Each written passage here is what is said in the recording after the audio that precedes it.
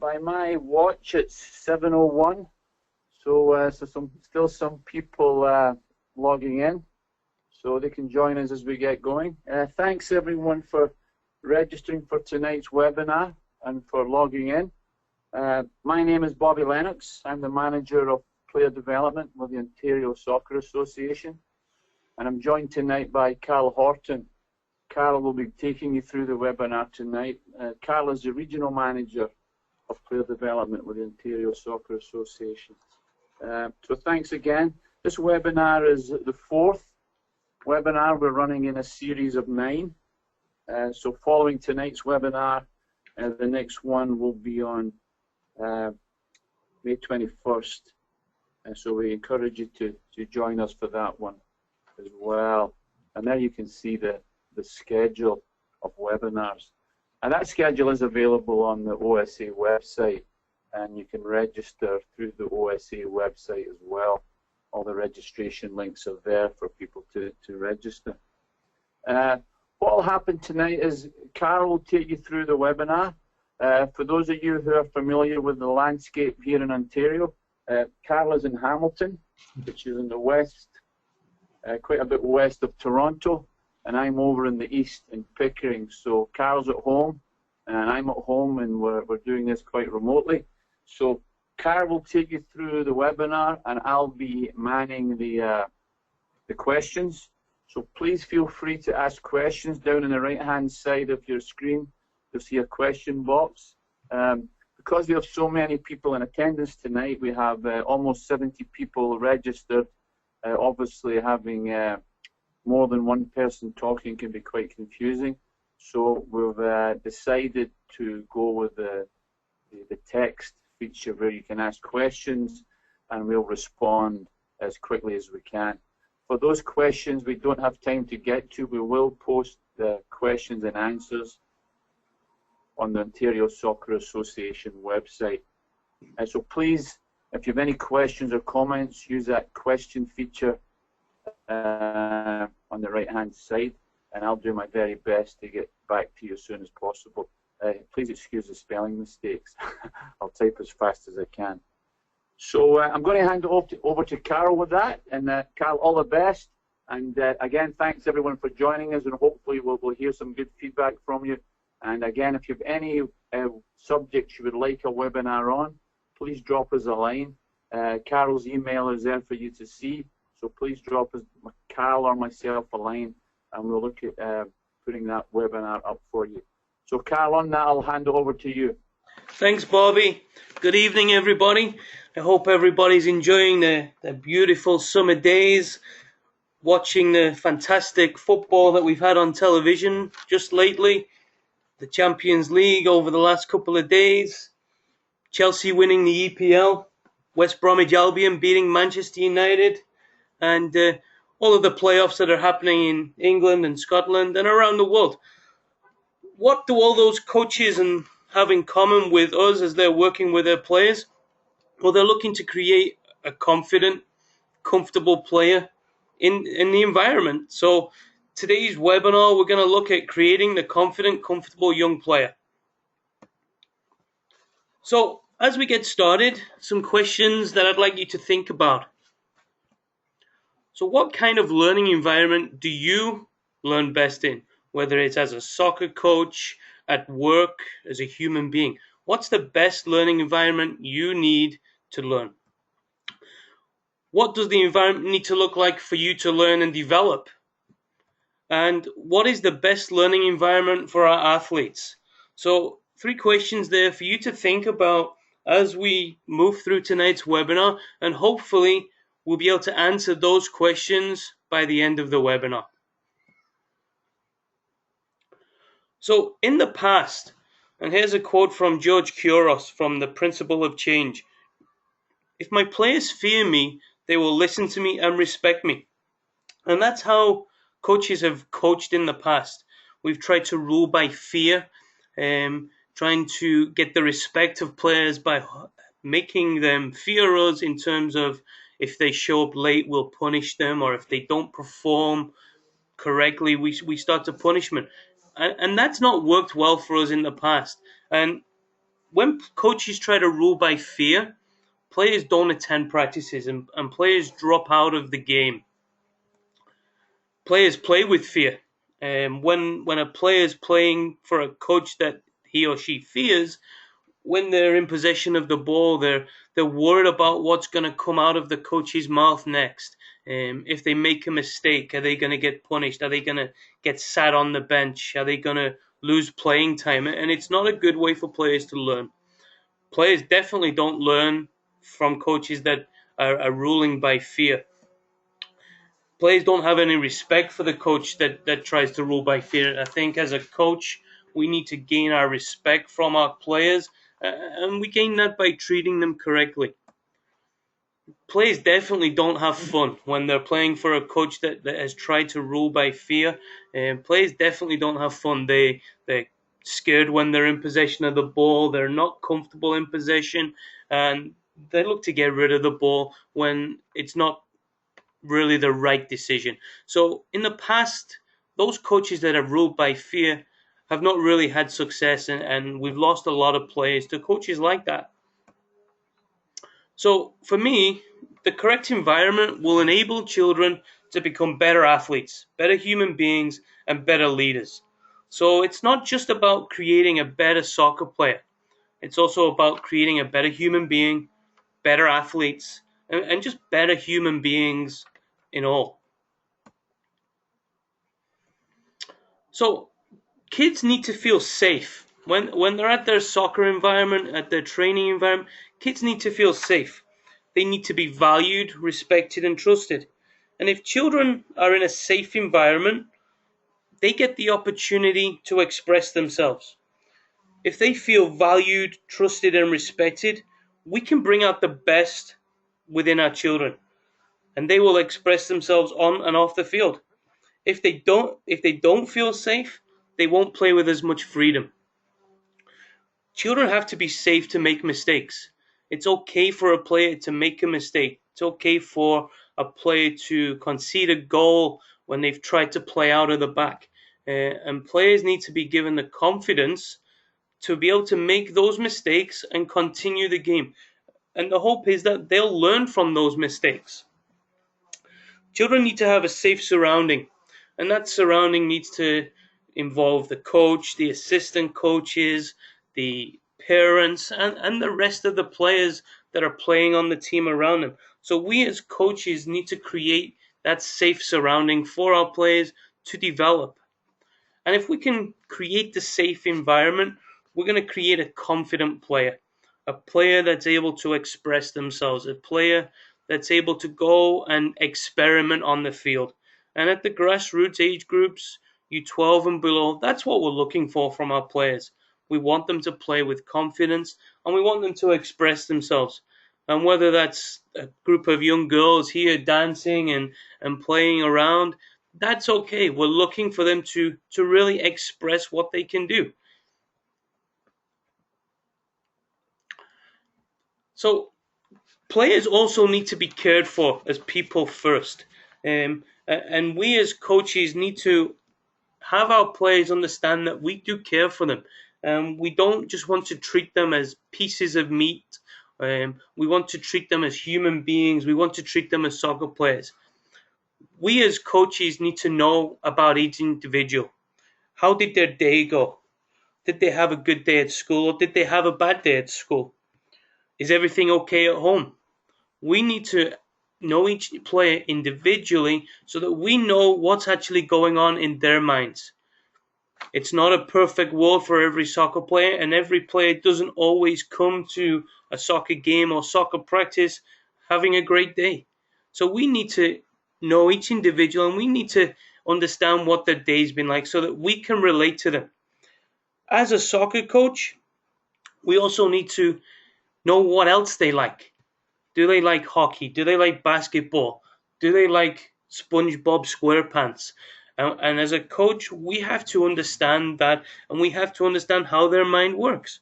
And if we can understand what else they like, we can now create a conversation, and we can ask them, how was hockey? How was basketball? What did you have for supper last night? those kind of conversations that really get the children on our side, and they'll feel valued and respected that way. We've got to find out what's important to them. Why are they at soccer? Are they there to have fun, to meet friends? Are they there to learn new things? But we as coaches need to find out what is important to them. As a soccer coach coaching youth soccer players, we understand that our players are also playing hockey, basketball, other sports, gymnastics. As a soccer player, wouldn't it be great if I see my coach turning up to my other sporting events? Now it shows that the coach really cares about me.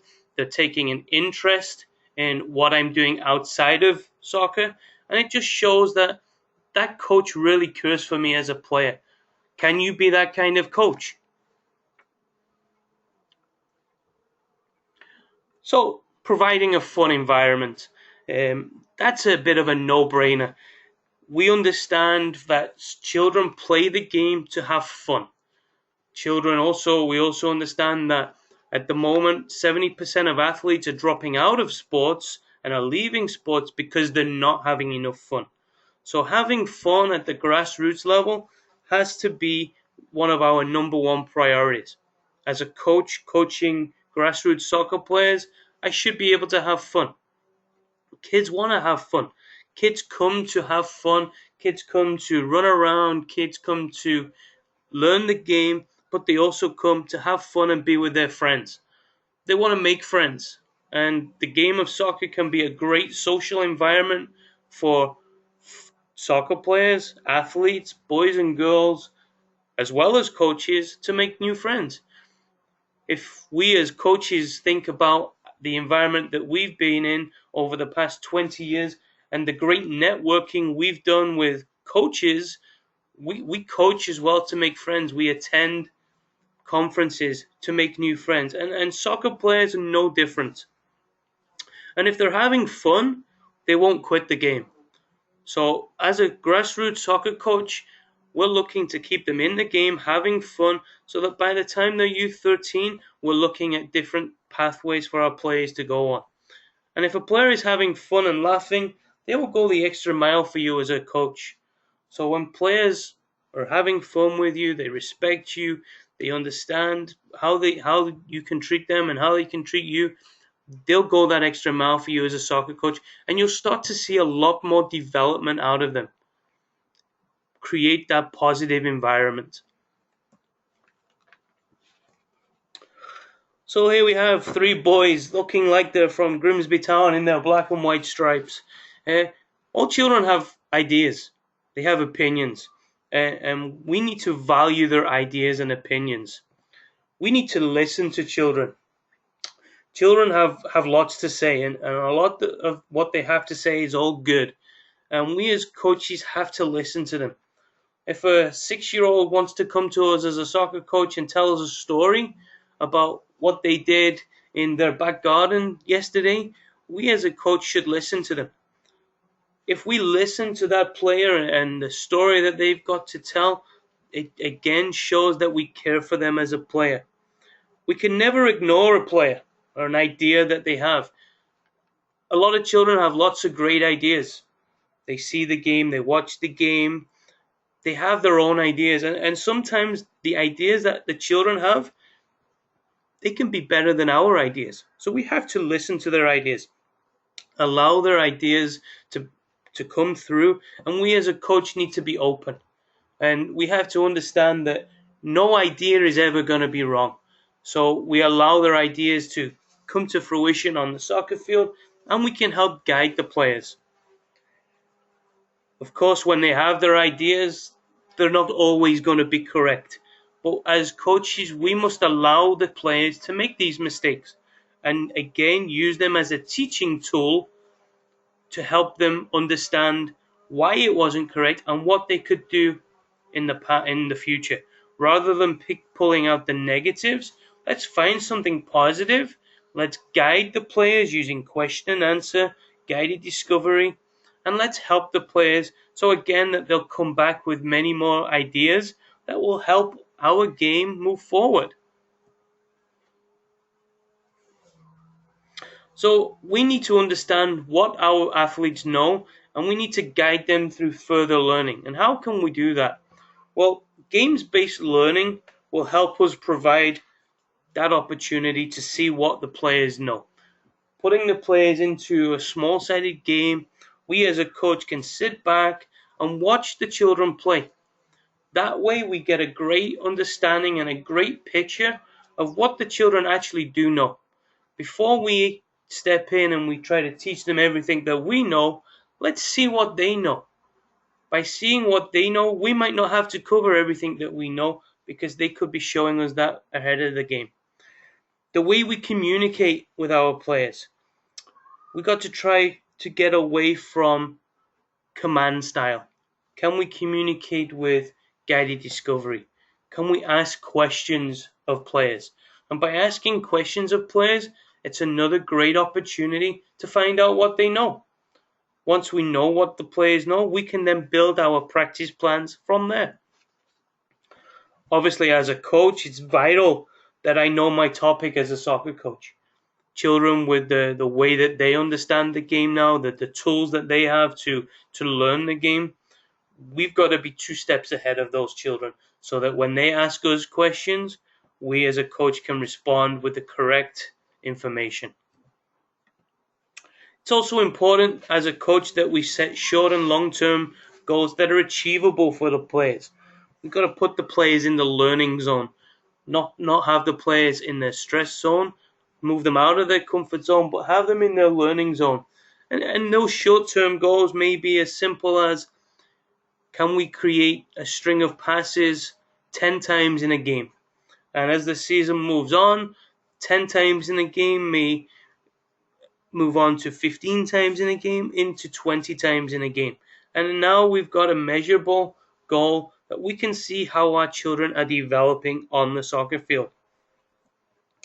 Children learn in many ways, and they play the game.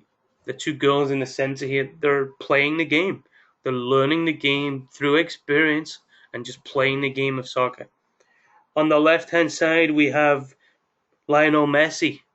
And what a goal he scored yesterday, and what a performance he put in against Bayern Munich. They learn from watching games like that. They also learn from playing FIFA. FIFA is a great tool for children to learn the game. It's creating an environment for them that's controlled by them, and they're allowed their own freedom of play. And of course, YouTube. YouTube's available to all these children now, whether it's through their laptops, through their iPhones, through their iPads. But again, they can log on to YouTube and see players move, see players scoring goals. So it's just another way that the players can learn the game. And can we help facilitate that? So opportunities for individualized learning. We need to know our athletes, and we need to understand that not every athlete is the same. So not one size does not fit all. And that could mean within a practice environment, we have one activity happening, but 3 or 4 different activities happening with the same activity. One group could be playing with a tennis ball. One group could be playing with a size 3 ball. One group could be playing with the left foot only. But again, it's understanding that one size does not fit all, and that all players learn at different speeds and in different ways. And as a coach, we've got to be flexible.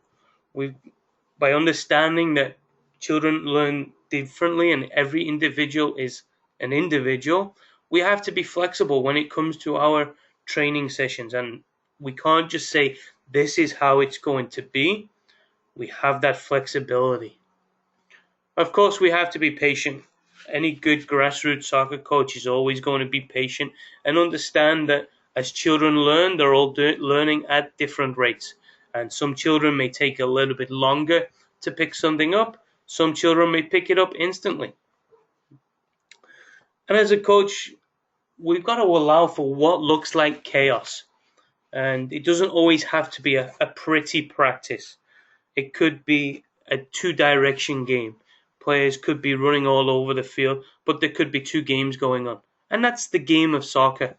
It's not a pretty game always, and players are moving around in different directions. So having different practices going on within the same environment looks like chaos, but it's actually a great learning environment for our players to develop. And here we have just a picture of some young females playing the game. We have the two greens playing against the red in a 2 versus 1 situation, and we have a coach Ramin in the background working with one individual player. Obviously that player is working on an individual technique whilst other players are playing in a game environment, but he's understanding that each child is an individual. So allow our athletes to be leaders. This is a vital part of the environment that we're looking to create. In the past, we've done everything for our players. We make their beds, we make their lunches, we drive our own children to school, and we've taken a little bit of freedom away from them. Let's allow that freedom back into the game. Allow them to be leaders and let them discuss things as a group. Give your group a task, and now let the children discuss that task. Let the children talk about how they can complete that task rather than giving them the answers instantly. And what we'll find is that those children will put their heads together. They're building an environment where they're working as a team. They're building an environment where they're communicating, and it's a great social environment. And we're just building more leaders as a group. Allow players to choose their own activities, and this is something that I like to do. And here we have two activities, 1 versus 1 activities. Same outcome, 1 versus 1 with a ball. But now I'm going to allow the children to say, okay, boys and girls, we have 10 of you here today. Here's the activity that we want to focus on. Here's the topic. But what I'm going to do is I'm going to allow these players to choose which activity they want to do. So now instantly, when they choose their activity, we have instant buy-in from the players. And if 5 of them or 6 of them want to do the top activity and the other 4 or 5 want to do the bottom activity, that's fine. But we're allowing the players to choose their activity. The outcome's going to be the same. The training topic is still the same, but instantly we get instant buy-in from the players because they've chose their session. Once they've chose their session, how about letting the children set up the activity themselves? We have the activity in a diagram. We have the measurements on the diagram. Can the children now go step up, become leaders, and set the activity up themselves? Allow them that freedom. Can we allow children to lead activities rather than having yourself as the coach always be the leader? Allow players to step up to the plate and become a leader. And that could just be for 5 minutes of the practice, but it allows the children to have the opportunity to express themselves and to become leaders in their own environment with their peers. So we're building their self-confidence. It's a very positive environment for these players. So we're looking to create leaders like the Sir Winston Churchill. Allow athletes to reflect on each session. As coaches, we should always do self-reflection. I know at the OSA when we're coaching, we always do self-reflection in terms of what went well in our sessions, what we would change. We as grassroots coaches need to do the same with our players. Can we chat with players, whether that's before, during, or after sessions? Get feedback from them. Find out what they liked about the previous session. Find out what they like about the session that they're currently doing and what they don't like, so that we as coaches are then able to be flexible and to be able to change the practice to create a better environment for our players to learn. Here's just an example of something that I did with a group of girls last summer. We had the session topic, and I split the group into 2 groups, and I gave each group a white piece of paper and some colored markers, and I asked them to go off and ask them to talk before the session about what they think they will get out of the training session. The children said they think it will be fun. They will get the ball. I think it will be awesome. I will have fun. I will be my very best. I will have fun. I will be speedy fast. So these children give us some feedback before they start. We can find out what they're looking to get out of the session. And then we can have that in our back pocket as the children are training.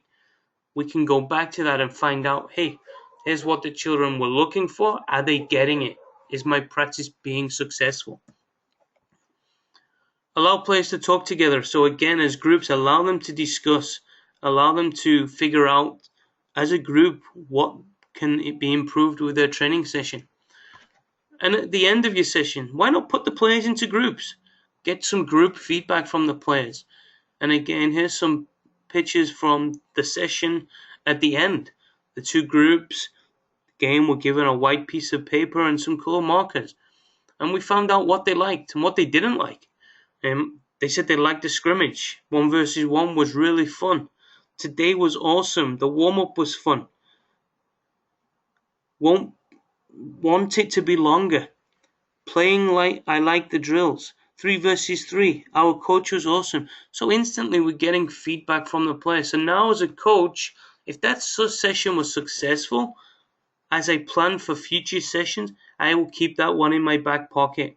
I understand that the children enjoyed that session, so I'll definitely revisit that session in the future. If the players didn't like it, then of course I'll put that session in the back of my file. Maybe it's not something that's age or stage appropriate for these children at the moment. So one tool that we have to help develop the players is the OSA Player Development Model. We will be doing a standalone webinar on the OSA Player Development Model, and that will be on May the 27th at 7 p.m. So what is the Player Development Model? So it's groups of players training together, whether that is recreational age groups or development player pools, but it's groups of players all training together. Groups of coaches working together. Coaches working with other coaches, gaining knowledge, gaining education, whilst working with their peers. We're looking at station work. So we're looking at game, activity, game, or looking for the players to go from an activity to a game to an activity. So it's short stations so that we cater them towards the child's attention span. And the player development model training sessions, they're all together in one location. So as a club or as an organization, you can have your whole U10 recreational age group training together on one field with a lead coach or the club head coach, technical director, overseeing the session, and all of the coaches within that age group working together. So again, quick stations that are geared towards the child's attention span, so the children are constantly entertained at their session. It's an excellent player development tool for the player pools. It allows all players within that player pool to work together, as well as allowing all players within that pool to work with different coaches, as well as allowing the coaches to work with different players, rather than in the past where one group of players is only working with one group coach for the whole season. Why not share the love?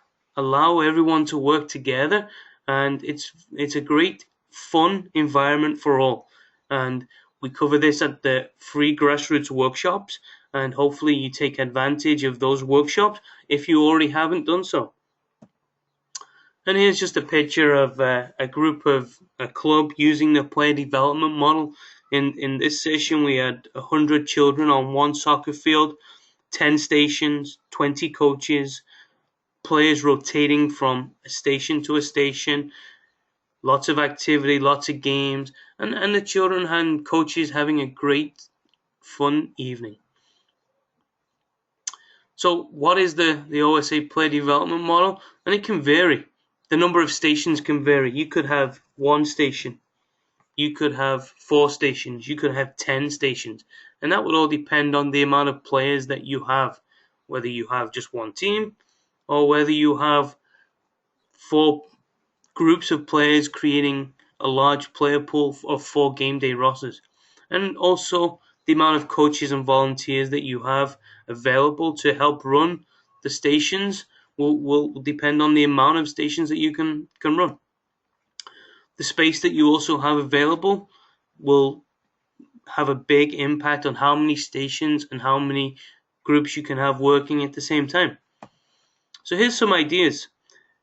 If I had 8 players in total, so one group of players, and I'm only one coach, and my training session lasts for 45 minutes, and I have that piece of green space that's 30 by 30 in area size, I can still use the player development model, and I can quite easily set my session up as follows. So station 1, I have my 30 by 30 area, and I'm looking at individual ball work for 9 minutes of my practice. I'll send the children for a quick 1-minute break, and whilst they're having their 1-minute break, I'm now able to set up my small-sided game of 4 versus 4 to 4 goals. And quite easily I can just plop one goal in each corner, and by the time the children come back, they're ready to play. By only allowing 1 minute for their drinks break, I ensure that the children are not goofing around. I ensure that their minds are still within the game, so that once they come back, they're straight into an activity. So there's very little downtime. Again, after 9 minutes, the children go for a drink, they come back, and we're looking at 1 versus 1 to a target ball. Again, nothing needs to change with my area. We're playing within the 30 by 30 area, so again, there's no downtime for the players. And to finish, I have a 4 versus 4 game with 2 goals and using the retreat line. So I move my goals to the center of the areas, and I'll add 2 cones at either side of the field for my retreat line. Now my session has lasted for 45 minutes. I've had no downtime. I've ensured that the players are getting a lot of physical activity and everybody's constantly involved. Here's another example of how we could work with 4 stations. So we could have 40 players working here at the same time.